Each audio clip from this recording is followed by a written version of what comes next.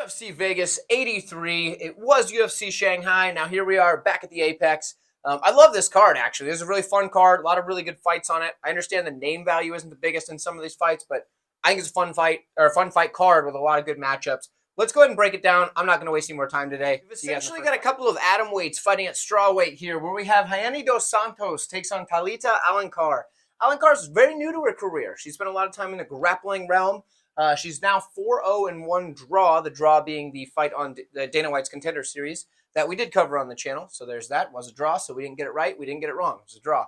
I guess technically we got it wrong. Whatever. Alencar, 4-0-1, like I said, in the last 5, because that's her whole MMA career. Like I said, background in the grappling. So that's where she comes from. A lot of her experience in combat sports is in the grappling realm. For Dos Santos, she is was the current atomweight champion of Invicta. If you are on the Patreon, you did know that I put out that bet where she was an underdog over against Jillian DeCourcy. Jillian, if you're watching this, I'm sorry. I do like you a lot, but I just saw an opportunity. So I'm a big fan of Jillian, but in that matchup, I went with Dos Santos. She got the job done.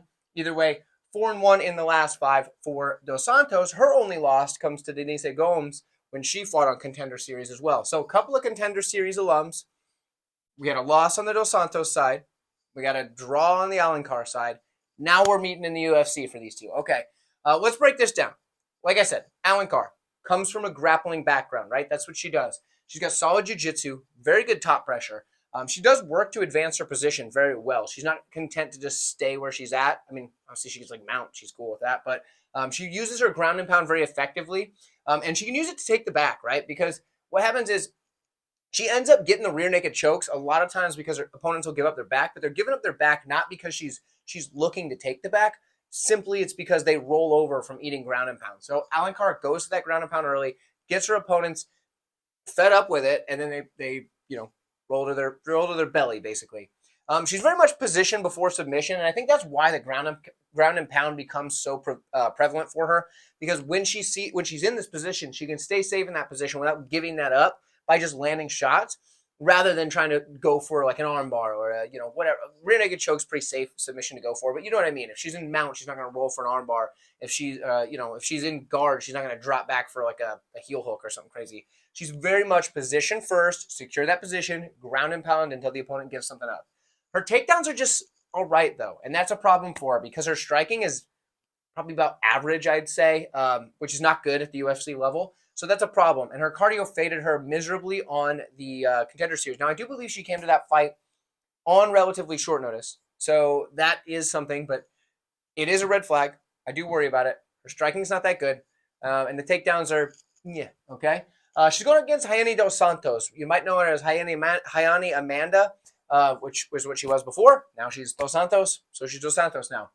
Solid BJJ. She's got good ground and pound as well. She also kind of seems to be that position before submission type of girl. She's got very good top control. Her ground and pound is going to open up the subs, very similar to Alencar, but she's going to be a little bit more aggressive on the submission than Alencar. Not a lot, but a little. Like I said, a little. She does have decent takedown defense as well, and I think it's a good thing for her because in this matchup, she's going to have the striking advantage, right? She has decent striking. It's not great, but she's got good movement, and she's got good volume, and that's what you need to beat somebody that doesn't have a whole lot of striking.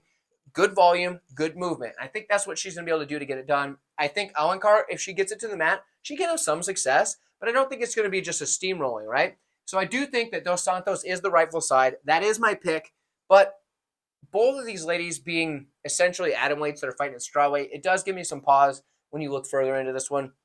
Who's going to be the bigger girl? Who's going to be the more physically imposing? I'm going to go with Dos Santos for the pick, like I said, but it's a close fight. I need to think on it a little bit before I do anything crazy in the betting lines. But let me know who you have, and I will see you in the exciting flyweight matchup here. Tatsuro Taira takes on Carlos Hernandez. 4-1 in the last 5 for Hernandez. 5-0 for Taira because he's undefeated still. 14-0 on the career. For Hernandez, dude's tough as nails. He's a good striker. He's got good kicks, strikes in combination, and he's got plenty of volume to follow all this up. He's durable as heck. So if this fight stays on the feet, he's going to be able to eat a shot whatever shots he needs to eat in order to land his own. So that is something that he's going to need to try to do is keep this fight in the striking realm. He does have decent wrestling. Don't get me wrong. He's got decent takedowns, and he's got a very good rear naked choke in which he's used very well on the regional scene. The only thing is, I don't know that the wrestling is the best path for him against a guy like Taira. Taira is an excellent grappler, so He's got a very large toolbox. He's going to work to advance his position just about every time. He doesn't rush it. He's very patient, but he does work to advance his position. He's going to attack submissions, and he's very quick to do that. He has a good body lock to get the fight to the mat. That's his best way of doing it, but he does have a good back take once it does get to the mat. So for Taira, I do think he's the better grappler by a pretty good margin, but I don't think that Hernandez is lost on the mat. When it comes to the striking, I know they're both good on my estimations. I think Hernandez probably has a little bit more in the toolbox there, but Taira's tricky, right? He's got a very good calf kick. He's got a very good flying knee off of a feint to the takedown, and that's just because he's young and athletic and able to do wild stuff like that. If you fake a takedown and come up into a flying knee, that's incredibly tough to do that without it also being either A, super weak, or B, super telegraphed.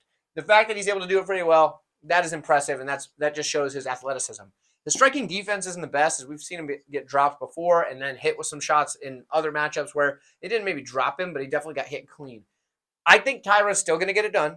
I think he's a better fighter here overall, and I think he's going to get the fight to the mat and use his grappling. So for me, Tatsuro Taira is the pick. Let me know who you have, and I'll see you in the next fight. Next matchup that I believe is at 140 pounds. Please correct me if I am wrong in the comments below. It could be 135, but I do believe it is a catch weight of 140. We have Carlos Vera coming in 4-1 in his last 5 fights. We have Daniel Marcos 5-0 in the last 5. He's also undefeated on the career, so it makes sense. This matchup was thrown together very last minute. From what I understand, I believe it was Sunday that this fight was announced, possibly Saturday, something like that. But here we go. I'm recording this on Monday, so there you go. For me to break this down, thankfully I already had a lot of notes on both of these guys, so I just kind of went back, refreshed my notes, tweaked a little bit. As you can see, there's some different stuff here from the last one, but was able to watch the last couple fights again, watch The Ultimate Fighter, where Carlos Vera was. And if you remember that season, I did break that down, that full season. So I also picked Kurt Hallbaugh to win the lightweight. So if you don't remember that, there you go. But Carlos Vera was on that season of The Ultimate Fighter. So that's where the notes come from, even though he's making his debut into the UFC. For Vera, he's a decent striker who can strike out of either stance. He's got good movement, light on the feet, kind of moves around a lot. His best weapon is the kicks at range, because the kicks that he uses, he can do them off either leg, from either stance, like I said. He's got a lot of impact with those kicks.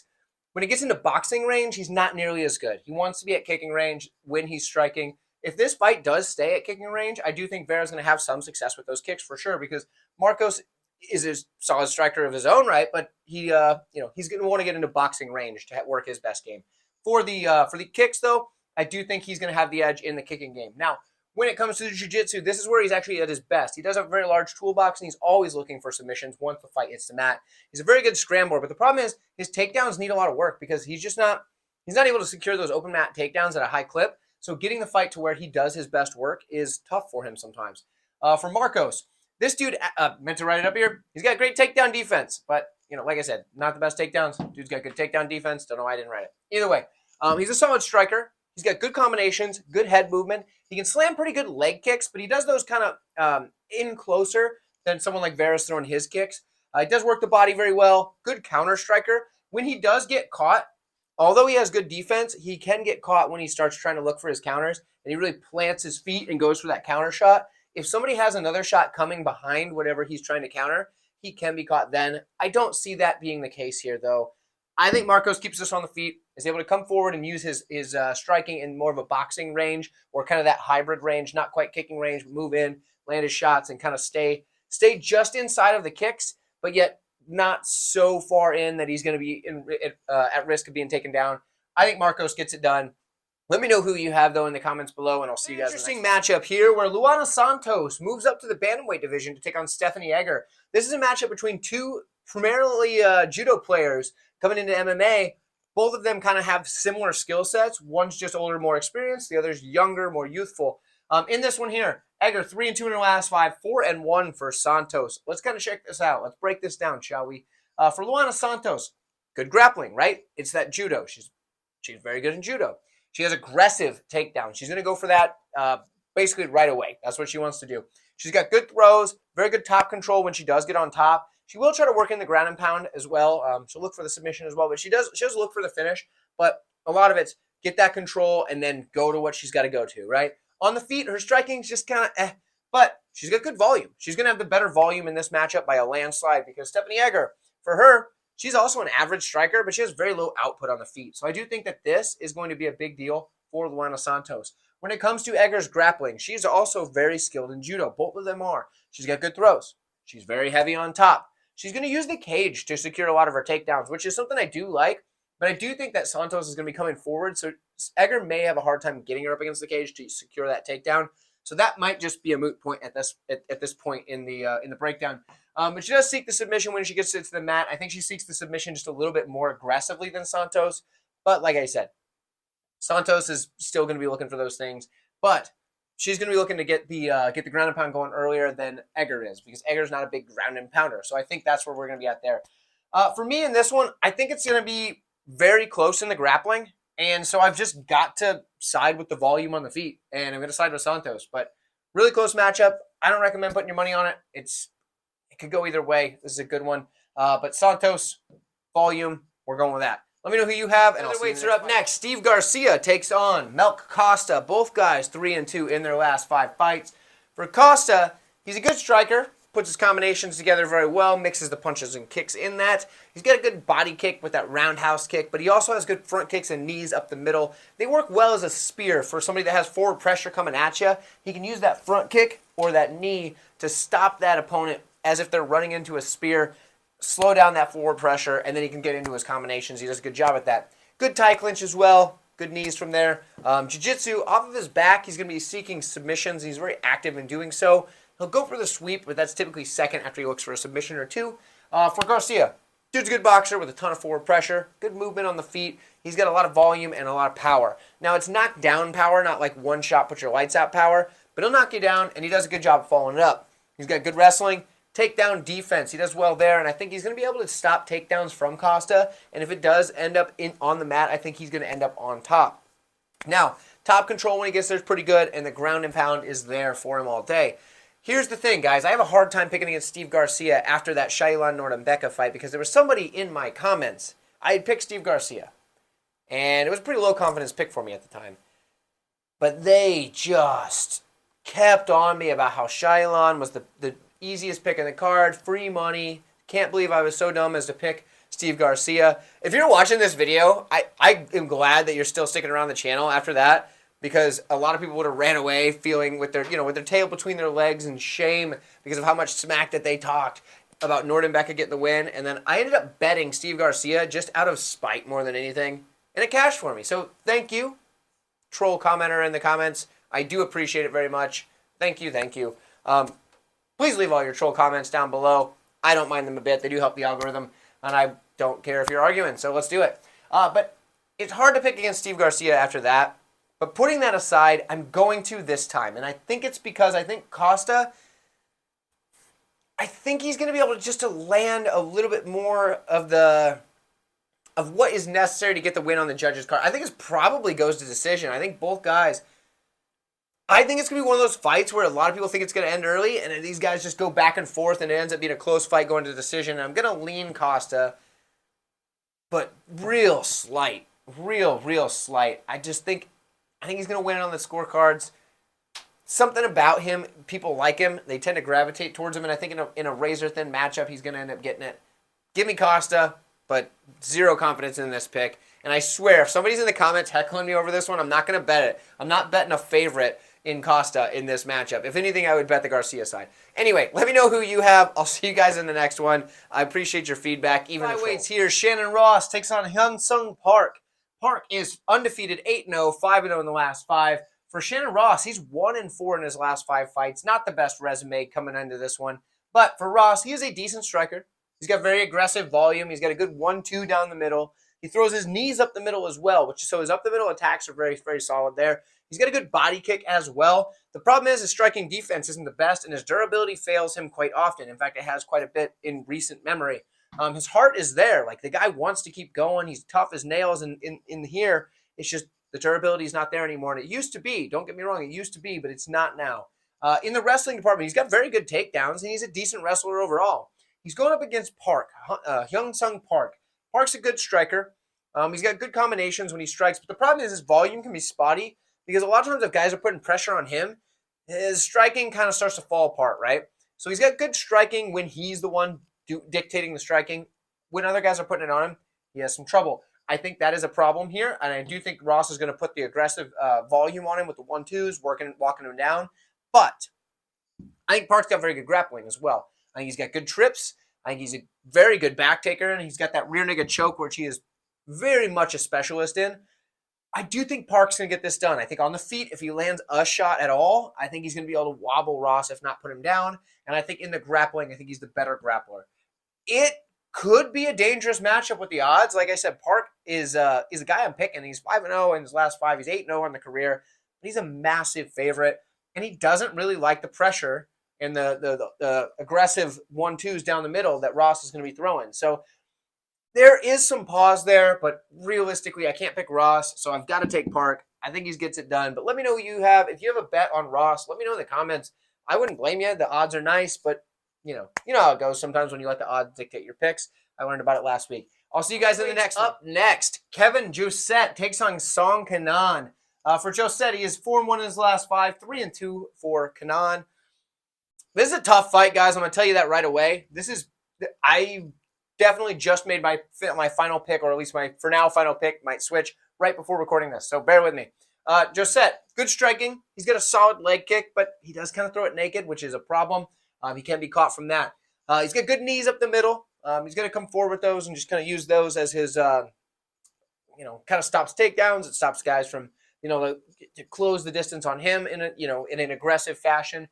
His volume is kind of inconsistent at times, and his striking defense is not the best. But he does have very good grappling. He comes from a judo background originally. He's got good takedown defense, which probably don't need it here, but he's got it. He's got a good cage push and control from there. That's something that you're going to want to see him use in this matchup if you're on the Jousset side. And he's also got good throws from that judo background, like I said. On the Kenan side, he's more of a striker than anything, right? He does have, a good ability to get back to his feet when he's taken down, but he does get taken down. So something to take in mind. He's a good striker. He's got good counters. He's got plenty of power, and he's very accurate. That lead hook that he has is probably his best weapon. Here's the thing. The thing that finally made me make my decision is I was worried about Kenan counting the naked leg kicks, right? And then I said, okay, but his main weapon is that lead hook. And I think Jousset is going to be able to stay just out of range from a hook rather than a straight. And I know that Kenan likes to throw the hook as his primary weapon. So I'm going to say Jousset can get away with 1 or 2 of those and hopefully realize it and then start using that cage push, work that judo. I'm going to go with Jousset, but my goodness, is this a tough fight to pick. Let me know who you have in the comments, though. If do you have any sort of conviction on this one? Are you confident in your selection? Because I am sure not. But let me know. I'd love to hear from you. I'll find ourselves at middleweight. We have Andre Muniz taking on Jun-Young Park. This matchup is actually way closer than the odds suggest because I understand that Park is a pretty big favorite on the odds. I think this is a close fight. Muniz 3-2 in his last 5. Here's the thing. The last 2 losses, he's coming on a 2-fight skid coming into this one. Brendan Allen and Paul Craig. Both guys very skilled, very talented fighters, and very talented grapplers, which is the best weapon for Muniz. So keep that in mind. 4-1 for Park. He's looked great as of late, but some of the competition's been a little bit lower for him. So how does he fare against guys like Brendan Allen, Paul Craig? That's hard to say. But either way, in the height and reach, Muniz is going to be much bigger, 6'1" with a 78-inch reach as opposed to 5'10", 73-inch reach for Park. Here's the deal, guys.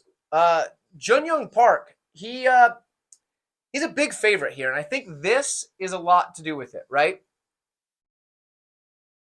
But I can't let the odds dictate my pick because I did that last week. It did not work out for me. And you guys let me know by all canceling your Patreon. So there's that. I'm going to need to get back on track here and get some wins regardless of how juicy the odds might be. So we're going to break this down, and I'm going to try to come to a decision based on where I think this is going to go, not letting the odds sway me. So it's tough, by the way. It's tough.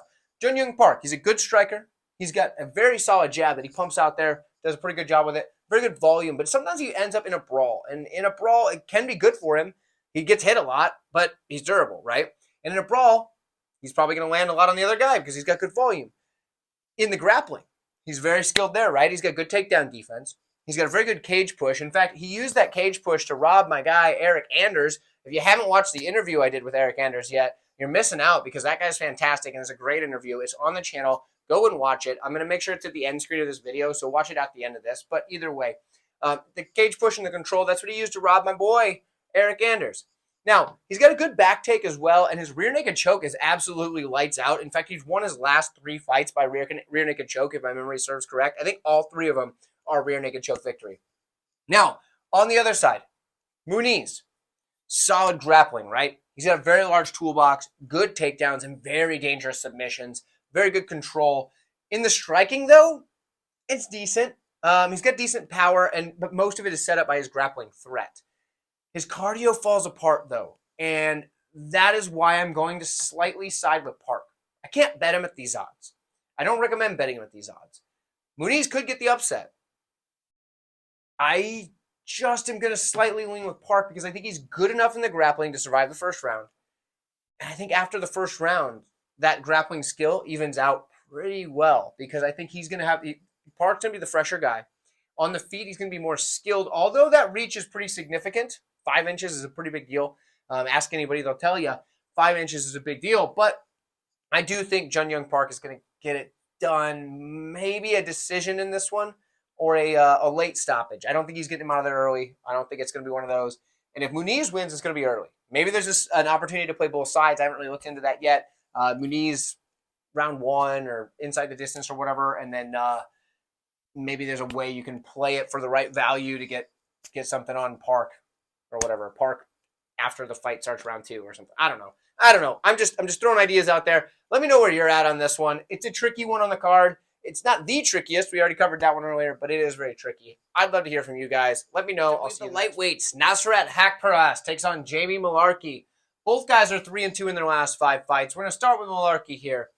He's a bit of a slow starter at times. Not every fight, but most of them. So that's something to take into account here because Haqparast is not going to be a slow starter. For Mullarkey, though, he does stick the jab well. Decent striking overall. Pretty good volume. He often tries to break his opponents by just putting out volume and being durable because the striking defense isn't the best. So sometimes he's just eating shots and just throwing volume. And a lot of times it'll break opponents. I don't know that that's going to work here because Haqparast is very, very he's got great cardio. Let's put it that way. So for Mullarkey, he's going to need to find a different game plan. I think that game plan can be the grappling, the wrestling and grappling. Because I do think Jamie Mullarkey is probably going to be the better wrestler. He does mix in his takedowns well, and he's got pretty decent top control. So I think if he can start getting this going, he can start to see some success, right? For Haqparast, I think he's a better striker. I think he's got good forward pressure. He's going to put out a lot of volume. He's got very fast hands. He's willing to work the body, which is something that you need to do against a guy like Mullarkey, who has that Neanderthal forehead, you know what I mean? So dude can just take shots on the chin, but if you start hitting him in the body, hands are going to start coming down a little bit. You can start landing back up top, just overwhelming with volume. The good news is for Haqparast, he can also counter while he's moving forward, so I do like that. The striking is going to be better out of Haqparast. And he has decent wrestling, right? He's shown improvement in every single fight, most of which has been in the cage push. He does a good job of getting guys up against the cage and holding them there if he needs to do that. Or if he gets pushed up against the cage, he's done a better job of circling off and getting out of there. I'm going to side with Haqparast here. I think that the fight's going to start on the feet. Actually, I know the fight's going to start on the feet. Some mysticism there. I think that Mullarkey's going to start off just a little bit too slow. I don't think he's going to be able to break Haqparast with his durability and his volume because I think Haqparast is going to be matching the volume, and I don't think he's going to slow down by any means. So I do think Haqparast is going to be able to bank a couple rounds. I do see Mullarkey able to secure takedowns in this matchup at some point. I just think it'll be too little too late, and I think Haqparast is going to win a decision. But let me know what you think. I love hearing from you guys. And on short notice, Tim Elliott steps in, making this a bantamweight matchup so Sumudaerji can stay on the card. Originally scheduled to fight Alan Nascimento at flyweight. Now it's a bantamweight fight. Tim Elliott steps in, short notice, announced late Monday night. I was recording Monday night, found this. Now here it is, Tuesday morning, peek behind the curtain. I'm recording this last little bit because I had notes on Tim Elliott already. Went back, rewatched the Bukayev fight. Here we are. Now I'm recording. So we have Tim Elliott, 3-2 in his last 5, stepping in very short notice to take on Sumudaerji, who's 3-2 in his last 5. Now, this matchup here is interesting because Tim Elliott obviously has the veteran savvy. The guy's been around forever, long career, 19, 13-1. That's a lot of fights. I mean, you get a lot of experience in the years of UFC that Tim Elliott's had. So stepping on short notice, he's done it before. This is something he can do. We'll see how his cardio holds up, things like that. But with it being at bantamweight, Tim Elliott being a guy that kind of just stays in the gym a lot of the time, I do think he's going to be okay cardio-wise. He's a very unorthodox striker who's going to come forward, use a lot of volume and movement, and his movement's very unpredictable because he does a lot of weird stuff. Sometimes it's good, sometimes it's bad. Is his timing going to be on? That we don't know. That's going to be a tricky thing for me to predict. But he does have solid wrestling, and if he can get his wrestling going, he's got a good shot here because Sumudaerji, although training for Alan Nascimento, a grappler, the style of takedowns are much different. Tim Elliott is a wrestler. He's got good takedown volume. He's got good scrambles when he gets there, but he is very much submission over position.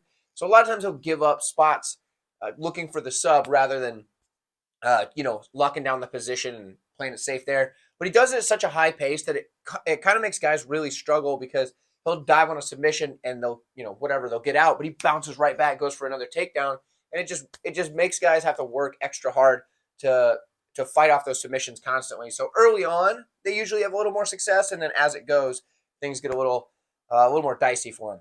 He's a dirty fighter. We found that out many a time now. He will do what he needs to do to get the win. Veteran savvy, a lot of people call it. So Tim Elliott, a lot of things going in his favor. A few things not so much. Obviously, he's going to need the timing to be on because this is a short notice fight. Sumudaerji is a very good striker, so that's a problem for him. Because Sumudaerji, dude's got really good movement as well. It's less of the unorthodox style and more of like a technical, quick on the feet, dart in and out movements, right? He goes, pops in, pop, back out. Does that very well. He does a good job with it. He's got very fast hands, so when he does start throwing his combinations, which he's going to throw a pretty good amount of volume, he's got really quick hands. And a guy like Tim Elliott, who often has the hands down, doing weird movement, bouncing around, he can get caught with something like that, especially if he hasn't been in training camp. I'm sure he's been training, but maybe he hasn't been getting the sparring rounds in lately. Maybe he hasn't been doing it at the highest level that he normally would going into a fight coming up. You know what I mean? So for Tim Elliott, if he's not as sharp as he normally would be going into a fight, those quick hands, that volume, and these long rangey straights that Sumudaerji has, he does a really good job at getting his body turned to extend on those straights and get the maximum amount of distance on a straight shot. That's going to be something that's in his favor as well. So I think on the feet, Sumudaerji's got it pretty much covered. He's got a really good shot at beating up Tim Elliott on the feet. However, he struggles off his back. And what do we know about Tim Elliott? Said he's a wrestler. One other thing that we know, all 5 of Sumudaerji's losses come by way of submission. Tim Elliott's very submission over position. This is a close fight. This is actually a closer fight than the original matchup because in that matchup, had Alan Nascimento getting the submission. I figured that would be a pretty safe bet for me. But Tim Elliott now, short notice, striking. He's going to be wide open. Maybe his timing's a little off. But if he can get that wrestling going, he's got a really good shot. And in fact, I'm going to take him in this matchup to come in, catch a guy off guard because somebody that hasn't been preparing for this type of movement, maybe Tim Elliott's able to get that wrestling going before he gets cracked. And I think he's going to be able to. I'm going to take Tim Elliott in this one. I'm not sure how I feel about the 135. I don't know who that's going to help in this one. Probably neither. Probably pretty even. But I'm going to take Tim Elliott. Let me know who you have, though. This is a short notice matchup, like I said. So this is a tricky one to call. We all know how that goes. Short notice matchups can go either way. But guys stepping in on short notice can get it done, right? We saw it with Jalen Turner last week. So we'll see if this is a sign of things to come. Tim Elliott's the pick. Let me know who you have. And we're at the co-main event, and I just realized I haven't even reminded you guys to like the video. So for those of you who already have liked this video, I appreciate it very much. Thank you. For those of you who haven't, here's your chance. Go on down there, hit the like button. You can even hit join while you're down there and become one of the channel members. I do appreciate all of our channel members. They are fantastic. Thank you guys so much. But like the video, that's very important. Let's break down this co-main event between Anthony Lionheart Smith, who steps in on about 9 days' notice, to take on Rountree, whose opponent fell out for last week's card. Now he finds himself here. So for Khalil, he's 4-1 in his last 5, 3-2 for Anthony Smith. This is an interesting matchup because both guys have a very, very clear path to victory if they can implement their game plan. For Rountree, dude's a solid striker with a ton of power, good boxing combinations, very savage kicks, particularly his leg kicks. But he struggles very much when he's taken down. Off the back, he's not very good. He has a hard time getting back up. He'll usually bounce back up initially, but as the fight drags, his cardio slows and he gets taken down over and over again. And he burns out quicker in the grappling than he does in the striking. Because in the striking, he's got a better gas tank. So I'm not trying to poo-poo all over his grappling. It's just not his game, right? He's a striker through and through. He's a very violent person most of the time in the cage anyway. What he's able to do when he goes in there and just kind of flips the switch, and in situations where other guys would be hesitant to do something, he just lets it fly. Like throwing soccer kicks to the body of an opponent. If you miss that, you're disqualified because you just head kicked some guy and they're knocked out. But he just goes for it. You know what I mean? When he put Modestas Bukauskas' leg in two, things like that. He's a very violent fighter on the feet, and I think that benefits Rountree quite a bit. Now, for Anthony Smith, he's a good striker in his own right. He does very well moving forward. Moving backwards, not as much. He can get backed up against the cage, and we don't want to see that here if you're on the Anthony Smith side, because Khalil Rountree is going to be teeing off on him and just beating him senseless. He's a very durable fighter, though, so he could probably take it. So it's going to be one of those fights that's really ugly to watch if Anthony Smith gets his fight up against, or his back up against the cage, and Khalil Rountree is being that savage monster that we know him to be at times, and is just teeing off on Smith. That is not what we want to see on the Anthony Smith side. But for Khalil Rountree, that's exactly what you want to do. You want to get those leg kicks going early, and you want to get that power going early, and get Anthony Smith backing up, because like I said, he doesn't strike well moving back. Now, what he does do well is even if he's trying to come forward and his opponent tries to crash, he does a good job about changing from long-rangey straights to elbows, whether they be up the middle like this or around the outside like this, coming over the top. He has a very good use of his elbows from different angles, different styles, and he uses that very well to stop his opponents from advancing on him. So I do like that. Another thing he uses to stop his opponents from advancing is that snapping front kick up the middle. He doesn't throw it like a teep or a push kick so much, but he snaps it at an upward angle. So kind of tries to dig the ball of his foot underneath the ribs of his opponent. He does a very good job with that, and that's going to keep guys from wanting to come straight forward, and it's going to make them have to kind of shift a little as they come in. So there's that. The biggest red flag, though, leg kick defense. Doesn't have any. Guess who kicks legs very well? Khalil Rountree. If this fight stays on the feet and Anthony Smith is moving back at all, Khalil Rountree is going to wreck this man, and that's what's going to happen. But in the grappling, Anthony Smith has a very large toolbox, and he can use that to his advantage here, because guess who's not very good off his back? Khalil Rountree. Anthony Smith has very good grappling. If he gets on top of Khalil Rountree, his elbows from the ground and pound are absolutely savage. They're going to be something that's going to be a nightmare for a guy like Khalil Rountree, who's going to struggle to get up with somebody that is this good at jiu-jitsu. Anthony Smith is fantastic at jiu-jitsu. He does not get enough credit for it. His jiu-jitsu is fantastic. If he gets on top and starts using that positional jiu-jitsu and starts raining down elbows, this is going to be a very rough night for Khalil Rountree. One thing I don't like, though, and I don't think it's going to come into play here, is Anthony Smith is sometimes too content to work from his back. I could see a situation where somehow he ends up on his back and he's willing to stay there. In this fight, it might not be the worst thing because he is going to be the superior grappler, but I don't really think so. So realistically, that's not going to be here in this one. I think Khalil Rountree is going to keep this on the feet. If he does somehow end up on top, I think if he starts throwing a couple of big shots, and if Smith starts going for some submissions, he's just standing back up. Rountree's standing back up. Either way, if Smith is able to get on top, use his grappling to his advantage, if he's able to get the takedown on Rountree, this is all Anthony Smith. Like I said, tough fight. Both of these guys have clear paths to victory. Can Anthony Smith win a striking match with Khalil Rountree? Yeah, absolutely he could. Is that his best path to victory? Absolutely not. Could Rountree somehow sub Anthony Smith? I guess. Maybe. Drop him and Smith's just kind of there for the taking at that point. Maybe. But realistically, it's going to come down to Khalil Rountree using those leg kicks, kicking the legs that have abysmal defense from Anthony Smith. Rountree using his power and his striking versus Anthony Smith coming out there and using the grappling. I'm going to side with Anthony Smith. Part of me just likes Anthony Smith, so bear with me there.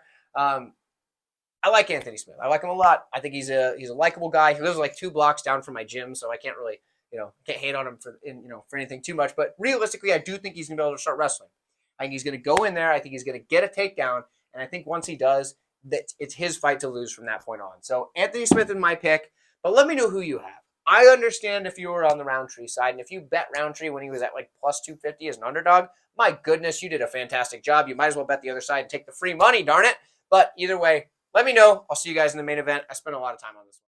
It's our main event of the evening. We got a bantamweight matchup. Chris Gutierrez takes on Song Yadong. Guys, really quick, there are some links in the description. If you would take the time to scroll down there, check out those links. I would appreciate it very much. They're, all sorts of things. Check them out. I appreciate it. Let's break down this fight, shall we? Both guys are 4-1 in their last 5 fights. Both guys have had pretty impressive careers so far in the UFC for different reasons, but both pretty impressive career trajectory in the UFC. I would say that because both of these guys have 20 wins, both 4-1 in the last 5, this is a pretty evenly matched on paper main event. The resumes are very similar, right? Gutierrez obviously has less losses, more draws, but it's kind of just one of them things because Song Yadong, he's been doing this for a very short amount of time. He's got a lot of fights in a very short window of time. A lot of his fights coming before the UFC. But this is an interesting matchup on paper, right? Like I said, both of these guys are rightfully deserving this main event. I do like this one. I think it's going to be a fun fight, and I think it's a lot closer than the odds suggest. Let me break this down. Chris Gutierrez. Dude is a solid striker. We know him for the leg kicks. He has absolutely nasty leg kicks, and this is a 5-round matchup. If he starts getting those things going early, Yadong's going to be in trouble. Imagine eating those leg kicks from Gutierrez over the course of a 5-round fight. That is going to be a serious problem for someone like Yadong. So, darn good leg kicks. Volume as well. He's got pretty good power, and a lot of times it comes off of counter shots. He does do a good job with his counters, and I'm not going to spoil it, but Yadong is open for counters at times, and I'll get to that in a little bit. Now, he does control the range very well as well. He's able to keep the distance, use his reach. He does have a pretty long wingspan. Feints a ton. He throws a lot of feints, and he has got good striking defense. He doesn't get hit a ton. So in the striking, Chris Gutierrez is very good. The problem is he doesn't really make a lot happen other than the leg kicks. He's kind of willing to take what comes, do what he can with what he's given, which is not a bad trait, not a bad quality, but he's going against a guy that's probably going to make some stuff happen. Now, his takedown defense is good. I think that's going to be something that, as this fight goes on, for Yadong, he's going to want to mix in a few takedowns here to kind of secure rounds that are pretty close. Because I think in the early part of a lot of rounds, Gutierrez is going to be landing his leg kicks, landing his shots at range, and Yadong's going to have to come forward, use his pressure to land his strikes in the boxing range, things like that. Because he's a solid striker. Song Yadong, that is. For Song, the guy is, he's got good volume. He's got good movement. He's going to do something similar to somebody we covered earlier on this card, the dart in and out from Sumudaerji. He's going to do something similar to that. He's going to come in, land his shots, and he'll get out if he needs to, right? Good movement, though. Power. Puts together good boxing combinations. In fact, he's improving every single time, but he works the body really well, and that's the thing that I do like. It's kind of like the leg kicks from Gutierrez. The body work from Yadong is something that's going to accumulate over 5 rounds. I do like that quite a bit, especially because he does have those quick hands. He's able to get that going and just rip that body shot. I do like that a lot, but he does leave himself open sometimes because he'll overcommit to shots or to strikes. He'll come in a little bit too heavy. And that can leave him open to being countered. And I don't really like that too much, but he's pretty durable. He's done a good job at mitigating the risks with being open to counters. Got a little tongue tied there. He does have decent wrestling too. It's something that's developed along the way. We see him showing his improvements in the wrestling, I guess, over his career in the UFC. Because when he got to the UFC, that was his biggest weakness, right? The grappling. But he's got decent takedowns now. Now, his defense in the takedowns are not the best, but he does work to get back up very quickly, and he's been able to do that pretty well in most of his matchups that he's been taken down, especially recently. So for me, this one's tough because if these odds keep growing on the Yadong side, I'll probably throw a little bet on Gutierrez. I'm not gonna put it up for anything. That'll just be a personal like. I feel like it's wrong. I feel like he's got a better shot than the odds are giving him. There's books that had Chris Gutierrez at plus 300, and I think that's off. I think this fight's close. I do think the rightful favorite is Song Yadong, which is why I'm picking him in this matchup. I think he's going to be able to put the pressure on, work the body, and I think he's going to be able to get his game going and win enough to get it done. But there's a world where over the course of 5 rounds, towards the end of the fight, Yadong can't even stand on his dang leg anymore. He has to kind of just hobble, and Gutierrez starts really piecing him up at the end of the fight. I could see Gutierrez winning rounds 4 and 5 just on the almost crippled Yadong, or maybe even getting him out of there in the 5th. He does hit pretty hard. He does have those leg kicks to go on. I could see that over a 5-round fight being the case. I'm going to take Song Yadong, though. I think he gets it done. But if these odds get crazy, like they're almost there right now, right? I'm recording this on a Monday. Earlier today, I saw Chris Gutierrez at plus 300.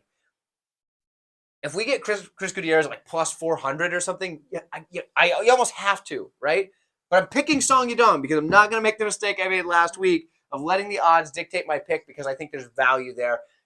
Value only matters if you get the pick right, because otherwise you all just leave me high and dry, and that's okay. I understand. You should. If I have another card like last week and I get like 3 of them right on this thing, yeah, just don't watch me anymore. I'm a waste of time. Either way, thank you guys for watching. It does mean a lot to me. Those of you that have been around, leaving the comments, I appreciate it so much. Liking the videos, it's awesome. Check out that video with Eric Anders. That guy's fantastic. He's one of my favorite fighters in the UFC. If you don't believe me, check my video I did like almost a year ago telling you so. But either way, thank you guys so much. I'll see you in the next one.